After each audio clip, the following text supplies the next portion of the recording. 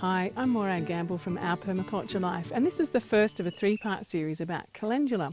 In this first part, I'm going to talk about the plant itself, and in the next part, I'll be talking about how to make calendula oil, and in the third part, I'll show you actually how to make the calendula salve, a beautiful salve that's great as a first aid salve in your household. So to start with, calendula, it's one of my favourite plants to have in the garden at this time of year. It's blooming here in the subtropics and also in temperate areas around winter and spring.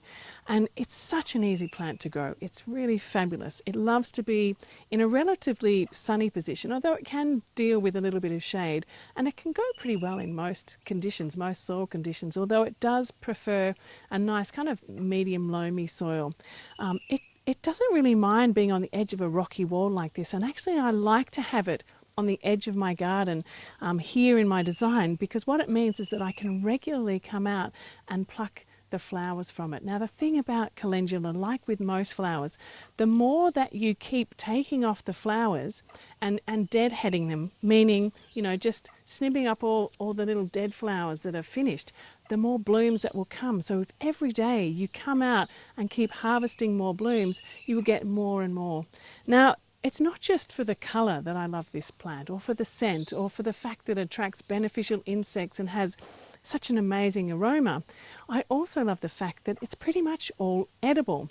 So I take the petals from the flowers and I add these to salads, and I also make them, add them into salad dressings. But you can put them in anything. If you wanted to decorate the top of a quiche or any type of meal that you're making, it's a beautiful thing, and it's all edible. Also, the leaves are edible. So the leaves can be eaten raw in salads, but they can also be added as a leafy green, a spinach green, into other meals as well. So both of those are edible. Now I've just noticed here that I have some seeds ready to harvest. Now once the flowers, I often leave a few of the flowers going, I don't deadhead them all, because you have to leave some of the flowers to go completely dead to actually get the seeds.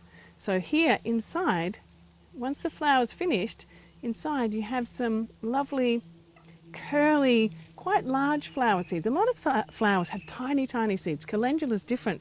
These seeds are quite easy to manage and quite easy to plant. Now, growing a calendula plant is really low maintenance. It doesn't require much effort at all.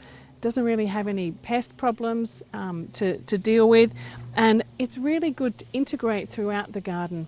So I like to have it here in my herb and veggie garden that I can access all the time, but I also like to place it in other places, like in and around my fruit trees, as a sort of a beneficial companion plant.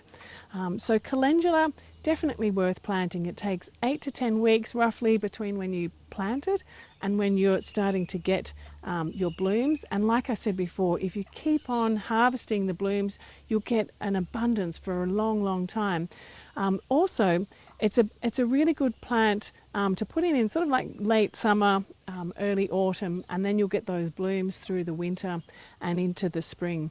It really doesn't like the hot weather in a subtropical climate. Perhaps if you're in a temperate area, you might get a longer growth. But as soon as we get into our hot, humid times here, this one's gone. So in the next film, I'm going to show you how you can actually preserve the flowers so that you can use the oil for a much longer period.